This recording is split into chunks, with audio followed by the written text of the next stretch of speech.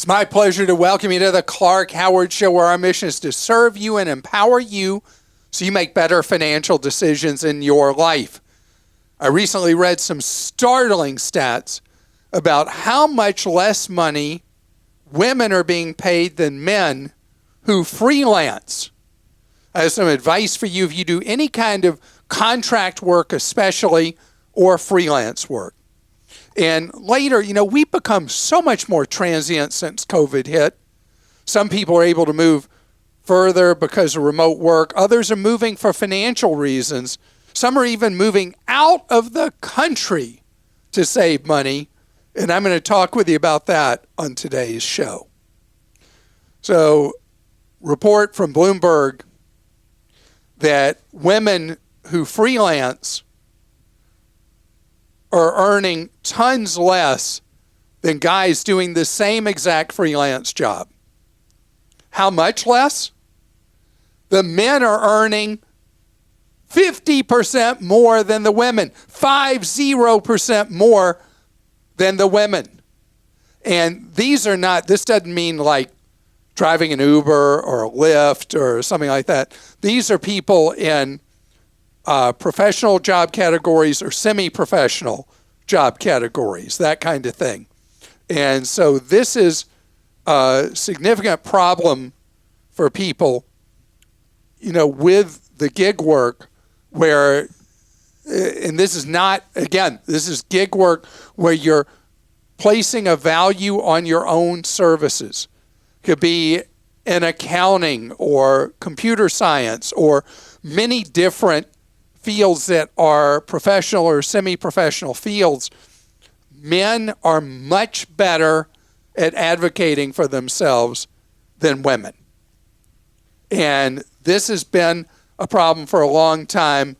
Some of the fields that they're talking about: accounting, IT, administrative, design, software development, sales, marketing, writers. And so women have historically not been good at asking for pay raises from a traditional job. Men, when you're working W-2, regular job, when it comes time for somebody to ask for a raise, guys are just more assertive about it. Women tend to be more passive about asking for pay. The meek do not inherit a larger paycheck. I want you to think about something I talked about, I think it was last year, I talked about the thing about truck drivers, that more and more truck drivers over the road, long haul trucks are now being driven by women. Why are women driving them? Because they're better drivers. That may be, Christa. But do you know that in truck driving, the pay is completely gender neutral, race neutral, whatever, that you are paid strictly on a formula. You drive so many miles, you get so much money. Doesn't matter who you are, how tall you are, short you are, what you look like, male, female, whatever.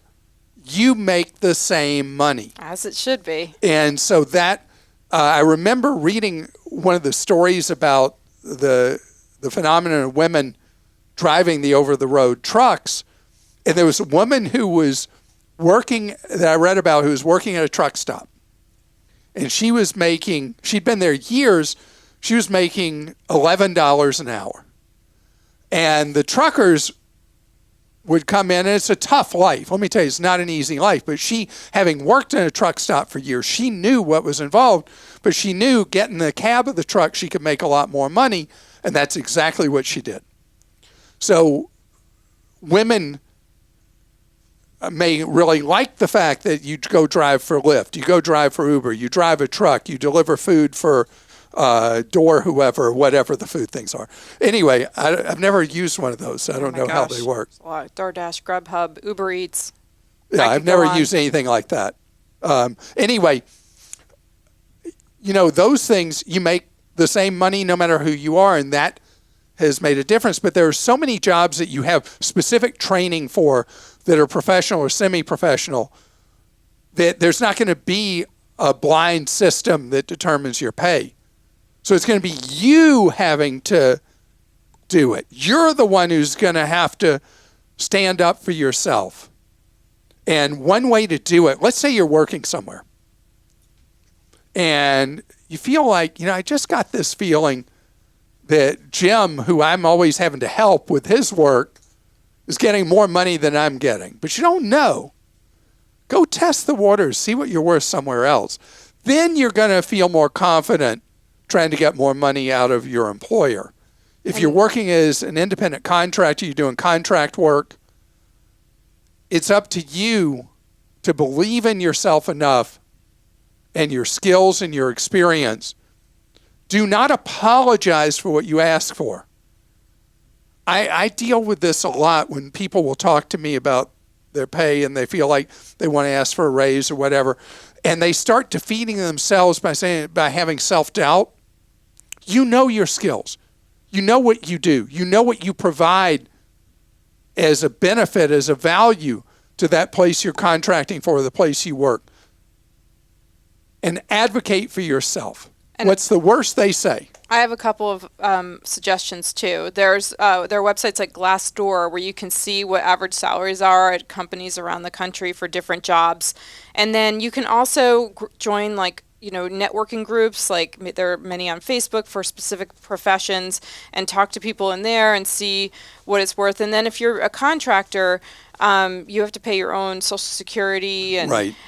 So usually the rule of thumb is like whatever that salary would be, you add like 20%, right? 30% for benefits and all that stuff that you have to deal with. So yeah, definitely doesn't hurt to ask. This first question here is from Lucinda in Connecticut, and she's asking, I'm 36 with one child and plan on buying a home as soon as I can, but I want to get life insurance on myself and my child first. Is this a good idea? Lucinda, you don't buy life insurance on a child because a child, they mean everything to us, but they're a cost center. They're not an income producer. Life insurance on you to provide for the needs of your child, that would be really great. And it's not going to be expensive. It's not going to deter you from being able to move forward ultimately with buying the home you want to buy. Because if you buy what's known as level term life insurance, it's incredibly cheap. You could buy it just to cover the period of time until your young child becomes an adult, or you could buy it to cover a meaningful cycle of your working lifetime, which would be a 30-year policy. They typically are sold for 15, 20, or 30-year cycles. And I've got information, a briefing at Clark.com, how you go about buying level term insurance. But the purpose of life insurance is to provide for replacement of income. And unless your child is a true prodigy that is generating a huge number of dollars based on who knows what business they're doing, then they do not need life insurance. So buy your level term policy, then buy the house? Right. Okay. And the level term, I'm telling you, is so cheap to buy. We're talking just very few dollars for a meaningful amount of coverage. It's stunning how cheap it is if your health is good.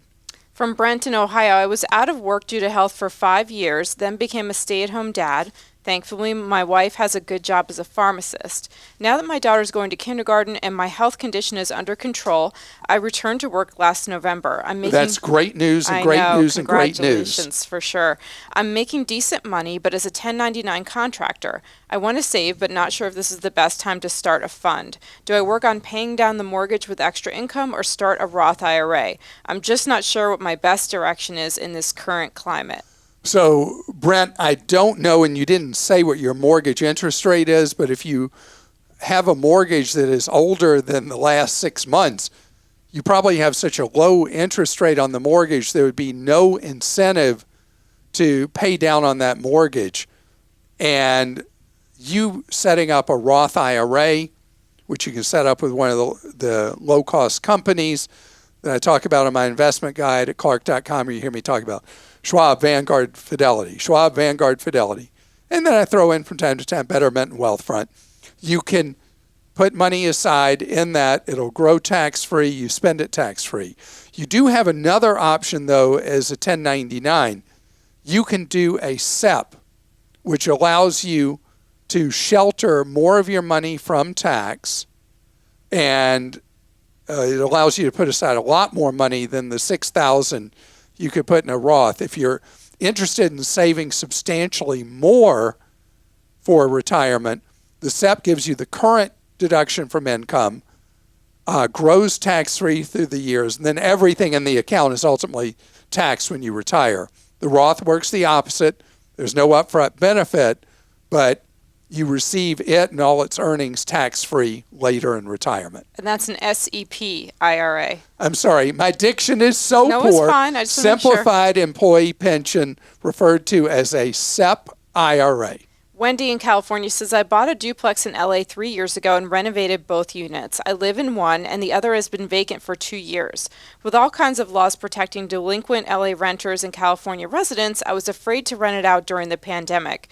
Now LA says that the landlord is required to pay legally evicted renters an amount equal to 1 month's rent. Should I just keep the unit vacant instead of renting it out? No. Okay, Wendy, first of all, laws like that drive me crazy. Because as a landlord, you have expenses, and that somebody doesn't pay their rent and you have to evict them, and then you have to give them a bonus of paying them money when you evict them. What are they thinking? I mean, my goodness. But you have the ability to qualify a tenant based on their credit standing. You can run background check. You can do all these things. And the reality is the LA metro area is way short of rental units. It's terrible to leave that vacant. Most people just want a decent place to live, pay their rent on time, but do the work up front to make sure you've income and credit qualified the individual. There are many services that will help you do it for not much money. You have to, when you do the application with the prospective tenant, you can charge them an application fee that covers the costs of the checks that you run, background and financial, on that individual. And do not worry about the fact there are people who game the system. Most people just want a place to live. They want you to be able to make money from them so they got a place to put their head on a pillow at night. So, wow. Paying somebody who didn't pay their rent as a bonus when you evict them. That can't be. Oh, that can't be. That's horrible. Okay. Speaking of housing, thinking of living where you're going to live, people have been doing things ever since the pandemic's had so many social, psychological, and every other kind of disruption to societies around the world and ourselves, and it's made people reassess what they want to do, where they want to be, and all the rest. Well, now people are moving far, far, far away from their home, wherever it is in the United States, even moving overseas. I want to talk about us having itchy feet, looking for new places to be coming up. Americans, for a good while this century, we're staying in place. The percent of people moving had gone way down as a result of two-income households. What was happening was back when households relied in a married couple on one income, one would get the one with the one income would get an opportunity to move somewhere else for a better career path, a promotion, whatever, and the family would pick up and move. And that all ground to a halt when we became a society where both people in a couple worked. And so it was hard for the trailing spouse, or people were living together, it was hard for the trailing partner to disrupt and move because their career might go forward while the other person's career was going backward and vice versa. So people stayed in place. COVID completely blew that apart because we ended up in a situation where people could live wherever. I have a nephew who he and his wife both work, and they both work jobs where they could work remotely. And they, during the pandemic, kept moving different places and maintained their jobs the whole time. They lived in Florida for a while. They lived in Arizona. And one of them works for a tech company based in Seattle that eventually said, we want you here. We want you in the office. No more remote work. So my nephew was able to keep his job, keep doing what he was doing. And now they've picked up with their baby and they've moved to Seattle. And so neither of them suffered a career penalty for having to make the move. And because of the ability in so many jobs, roughly, I thought it was a third, but what I've read lately is somewhere around 40% of people are in jobs where they can work remotely all the time or some of the time. So now the penalty of making a move to a different geographic location has pretty much vanished for so many people. And so over the years, must be the last 20 years, I've talked about these incentives that a city here or a city there will offer where they're suffering from depopulation, and they'll offer some kind of payment if you come live there, or special incentives on housing or subsidized mortgage or whatever. Well, as a result of COVID, there are now dozens and dozens and dozens of communities around the country that are offering financial incentives to attract people to move there. And if you are looking for a more affordable place to live, you're living somewhere where you've never been able to afford a house, you can go somewhere else and you can actually afford to buy a house, you don't have to long commute anymore, whatever. And you can go to one of these places and it's just a whole different life. I mean, now people are actually doing it. Those things were all like flash in the pans. Now they're actually working. But I'll tell you, I always want you to rent when you go to one of these places first, because you may get to whatever and think, oh, this is great. Look how relaxing everything is. And then 3 months later, you're like, I am bored to death. I can't stand living here. I miss the traffic. I miss the pollution. I miss the crowds and the high prices. You don't want to be stuck with the place you bought. Give it a trial run. Same thing I say with all these people that, like, the big thing now, it used to be a big thing, you move to Mexico or Central America. A lot of Americans, particularly retirees, have been moving to Mexico or Central America because they weren't able through their working lifetime to save a lot of money. And they move because even just their Social Security check allows them to live a semblance of a middle-class lifestyle living in Mexico or Central America. Well, as I've always said with that, don't buy a place. Go rent. Make sure it fits you. And now this movement of people going to Europe. Portugal's really in with Americans. Spain, Italy, some Americans going to Greece. Montenegro, another place, used to be part of Yugoslavia, now its own place, Montenegro. And Americans are going to these places and they're setting up new lives in them because the living costs are lower. They like the weather, the ambiance, whatever. Rent first.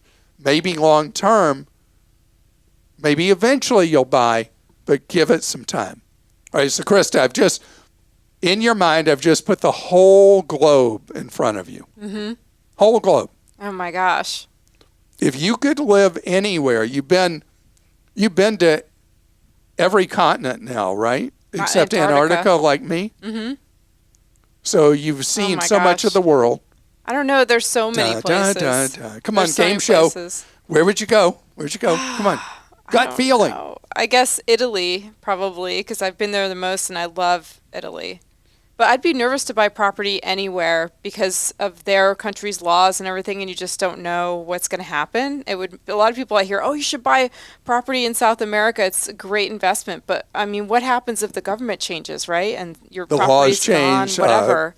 private property rights. Yeah. Depending on, you end up this kind of government or that kind of government. Yeah. I'd love to be Renting's a globetrotter. really I'd like nice. to hop every 6 months from place to place to experience different countries. That's what I would love to do for a while. You'd want to do what my oldest brother did, Gary. Yes, where he I and his love wife, what he did. They lived out of a suitcase for years, traveling the globe. And they had a blast. They did, till it wasn't fun anymore. Yeah.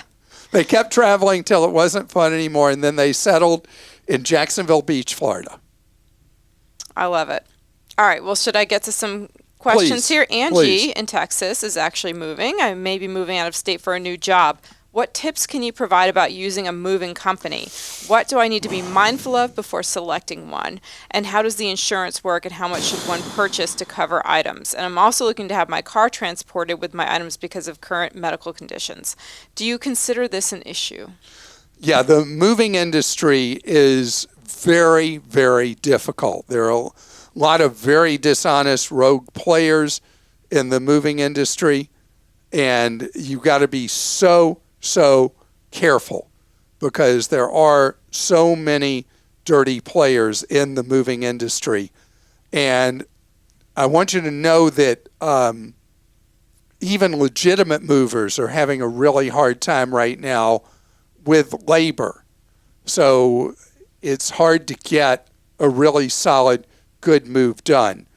I want to send you to the website moving.org that has programs to help you select a real mover. Do not Google a mover unless you don't like any of your possessions and don't like your wallet. There are so many crooked, phony hoodlums who are, there are also a lot of apparently mafia-connected movers that steal your possessions and hold them hostage. It is a terrible, terrible problem. So I hope I've made you completely paranoid, which is what I'm trying to do, so you will be extra careful. And start at moving.org, read that stuff. The insurance. A mover does not cover your possessions. You have to buy from them coverage for your move. I recommend you buy replacement value coverage with a deductible of a few $100s so that things get lost, stolen, damaged. You will have it replaced with a new like item and not arguing about, well, that's so depreciated, we'll give you 12 cents for it. Videotape with your phone. Videotape, that's such a... Shoot a video with your phone of all your possessions before they're packed up. And you should be okay on that. Moving the car.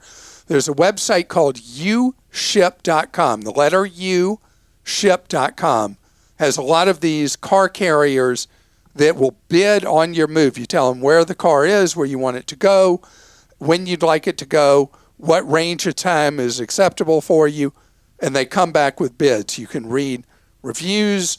The cheapest may be best, maybe not, depending on the reputation that vehicle mover has developed over time. And this is from Christine, who's also in Texas. How can I keep a collection off of my credit? I have an 830 score. My drug plan said there would be no charge on a drug I typically pay $18 for in January, so I had the doctor send the RX to a mail order company. Once confirmed, the pharmacy said the charge was $150. Unfortunately, I had approved this on a basis of paying $0. I immediately canceled, but they shipped it anyway. I'm not going to pay $150 for an $18 drug. They threaten collections, even though the drug plan admits their employee advised me incorrectly. Is there anything I can do? Okay, so this is a huge company, and they are one of the most expensive you can get drugs from ever at any time. If you refuse, basically a third of prescriptions are abandoned at the pharmacy counter. And because people will find out how much they cost, they don't fill them. They don't take the drug. In this case, mailed to you. There should be a procedure with them to return it, since you had no idea it would not be free. It is idiotic and mean-spirited of this company to tell you that they are not going to take it back and they're instead going to try to ruin your credit. What you do with this company, They are a giant bureaucratic outfit. They do not mean evil or harm to you. They're just a heartless, incompetent corporation, bureaucratic corporation. File a complaint against them at bbb.org, the Better Business Bureau, and I'm betting that you will get this resolved to your satisfaction. And it's a terrible, terrible problem that goes on with pharmaceuticals if you don't know the price up front. And these people are saying, oh, well, yeah, it's so much money, but we're going to charge you for it anyway, even though we told you it was going to be free. It's just not acceptable, and that's why you file a complaint. Now, there's something else ancillary, and it does not apply, in my knowledge, to prescriptions. But as I've been sharing with you, there's a phase-in of new rules governing medical debt and how they'll affect you on your credit. And more by January of next year, more and more debts that you have medically will no longer appear on your credit up to basically $999. And it's a great improvement because so often medical billing is so messed up and your credit would be ruined anyway. Most of the items that are listed with debt collectors, most in the country now, are medical. Because the medical industry is so fouled up and their billing so messed up and insurance so messed up. So that is a good improvement. And I want you to know that it doesn't mean you ignore your bills. It just means you are going to have more rights, more protection than you've had in the past. You know, if you need advice, I got the vitamin for you, and it is free. And that's advice from our Team Clark Consumer Action Center. Been there for 30 years almost, serving you 30 hours each week, 10 in the morning till 4 in the afternoon Eastern Time, giving you free one-on-one advice and guidance from Team Clark's Consumer Action Center. If you want to get that advice, call 636-49-CLARK.